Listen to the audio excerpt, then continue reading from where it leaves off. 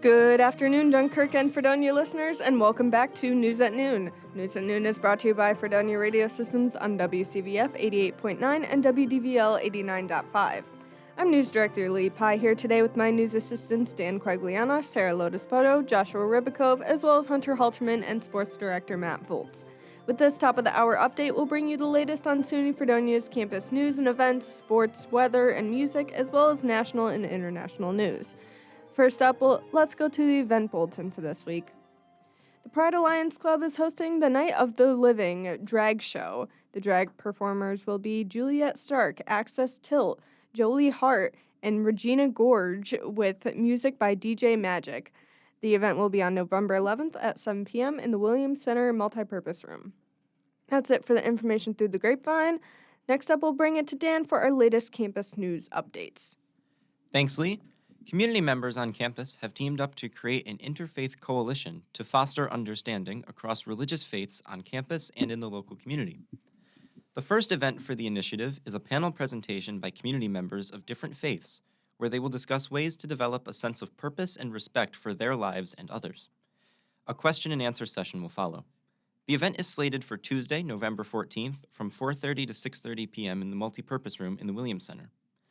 The organizers of the event are Dean of the College of Liberal Arts and Sciences, Andy Carafa, Chief Diversity, Equity, and Inclusion Officer, Vicky T. Sapp, and Dean of the School of Business, Kaustav Misra.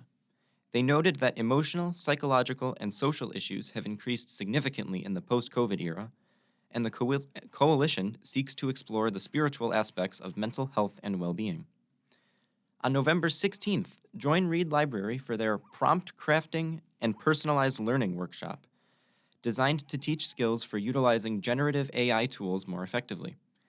The workshop will provide tips and tricks for crafting precise prompts that can be used in teaching, learning, and personalized productivity. During the workshop, a Reed librarian will demonstrate a variety of powerful prompt types using ChatGPT, but participants are encouraged to experiment with their preferred large language model tools. The workshop will also explore benefits and dangers of using AI, as well as how the world is adapting to its widespread use.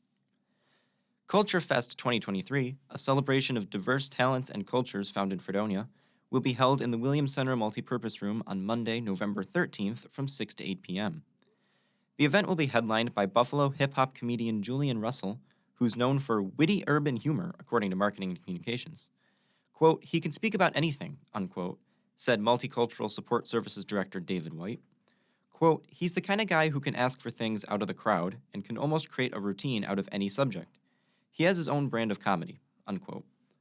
Campus performers include the dance team Infusion, a cappella group Premium Blend, and Irish dance troupe Rinse.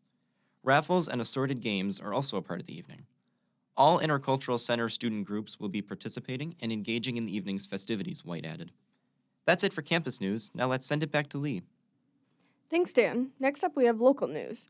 Hewitt's Educational Center career and technical education students have enrolled in the Conservation and Natural Resource Management program, where they spend 6 days working on a stream bank erosion project near the Chautauqua Marina. The project is to stabilize the stream bank, prevent erosion, and protect the water quality. The project also involves creating buffer zone near the dock to prevent erosion and designed to filter out any contaminants before they enter the lake. The project is run by Hewitt's Educational Center, and it provides its students with hands-on education, and 6 rotating juniors and seniors are doing their part to attempt to control the algae situation. The Fredonia Farmers Market has started its winter market on Saturday. The vendors will have locally produced meats, eggs, baked goods, seasonal fruits and vegetables, maple products, raw honey, and more. Winter hours will be from 10 a.m. to 1 p.m. every Saturday. Vendors will accept cash, credit cards, and SNAP benefits. This location is a handicap accessible and is located at the Fredonia Masonic Lodge, 321 East Main Street in Fredonia. The Barker Library in downtown Fredonia is holding multiple events during the winter. A solo exhibition of 18 oil paintings called Transformation, Time, Place, and Light by local artist Thomas Anir will be displayed through December 22nd. Anir will host a special free holiday card making workshop at the library on Saturday, December 2nd from 10 a.m. to noon. A creative writing workshop is taking place tomorrow from 5:30 p.m. to 7 p.m. On Saturday, 2 p.m., the library book club will meet to discuss The Howard's End by E.M. Forrester. There's also children's programs where story times will be held Mondays at 10:30 a.m. for preschoolers and Tuesdays after school at 4:15 p.m. That's it for your local news update. Let's send it to the sports guy, Matt Volz.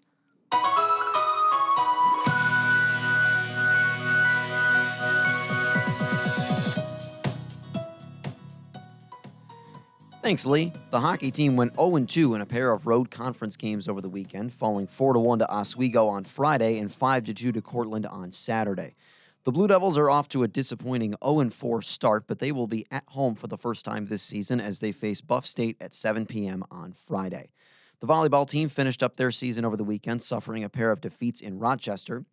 The Blue Devils fell 3-1 to RIT on Friday and 3-0 to Carnegie Mellon on Saturday, a game that was played in Geneseo. Their season ends with a record of 5-20, an improvement upon their 4-20 mark from last season. The men's and women's swimming and diving teams were off over the weekend. This weekend, they'll be headed to Alfred University for a meet against Alfred and the University of Rochester.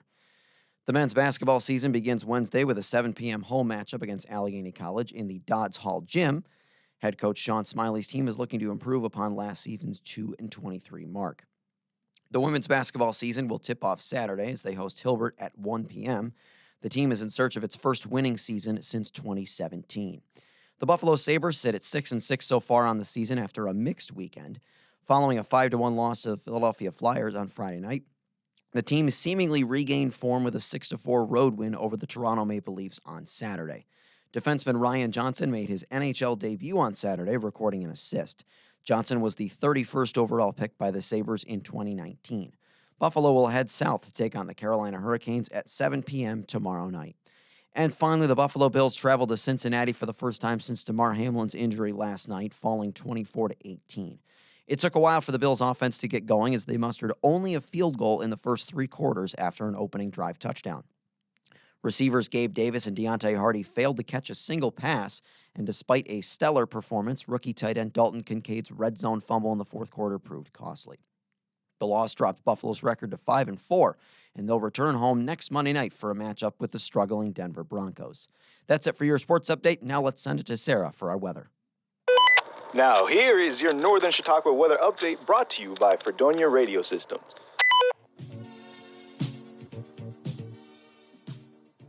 Hiya, I'm feeling the gloominess of today with the clouds covering the sky and the rain throughout the afternoon. At least it's 62 degrees, so it's not that cold. The forceful winds are going to toss us like football, so be careful out there. As we enter into the evening, the temperatures drop into the low 50s and remain cloudy with some rain as a cherry on top. Yeah, guys, the clouds don't really disappear tomorrow either. With a high of 58, expect a breezy morning and a rainy day. I know it's going to be a cold night in the upper 30s, but I'll be wearing shorts to bed because my dorm is hot. Besides that, the clouds continue overhead in the evening. That's it for your 2-day weather. Keep listening, and I'll be back with the rest of your 5-day forecast. For now, let's take it to Lee for our local music update.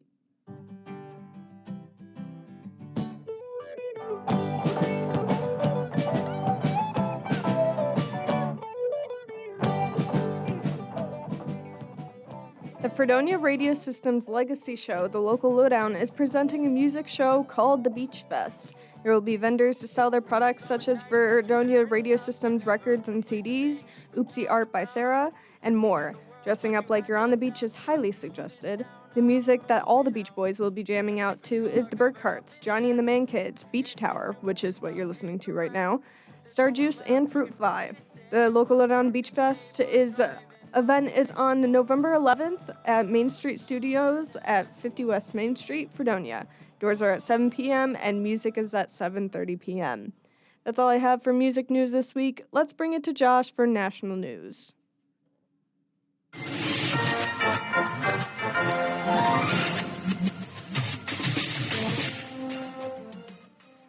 Yesterday, the clocks turned back an hour for daylight savings time, and although the relief of an extra hour tends to be nice, we can all expect the stress of losing that hour on March 10th of 2024.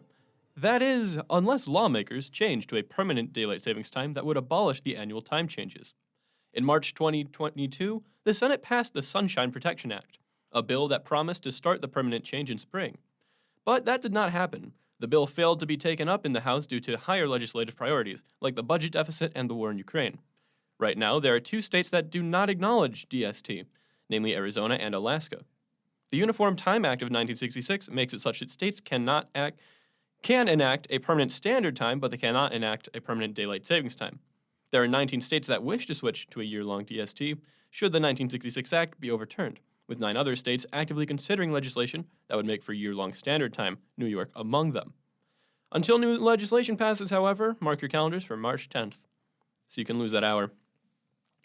Do you like Dino Nuggies? Because if you've bought any Tyson Dino Nuggets within the past couple months, you may want to check them for metal pieces.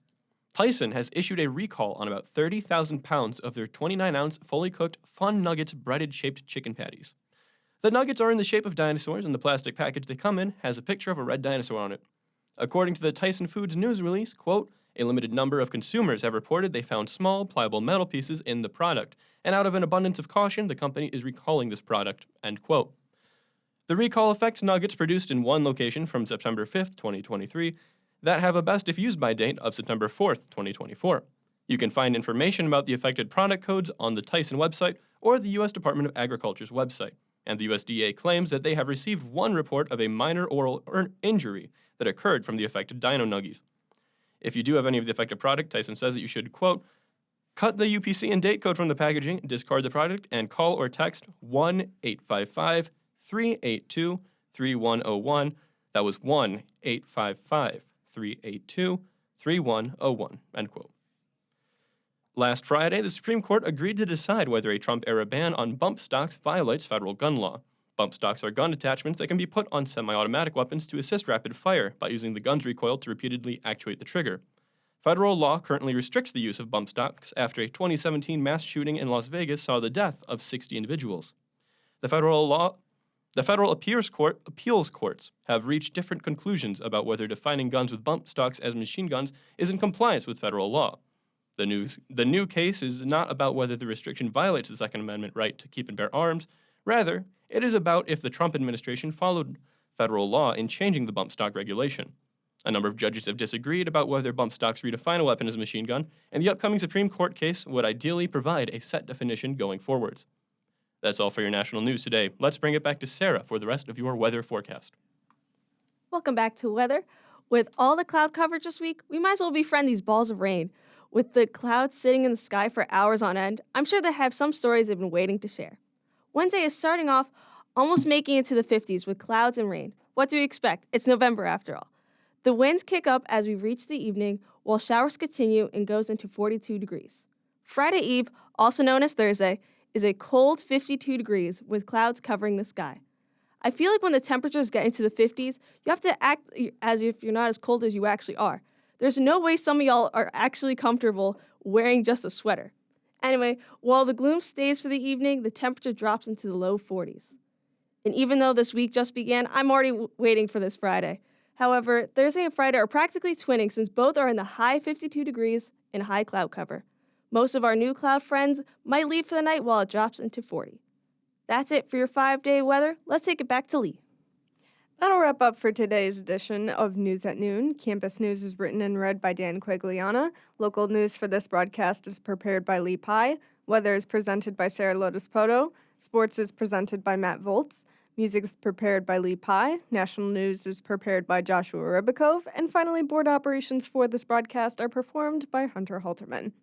Thanks for tuning in to News at Noon. Join us every Monday and Wednesday at 12 p.m. on WCVF 88.9 and WDVL 89.5. From all of us at Fredonia Radio Systems, have a beautiful day.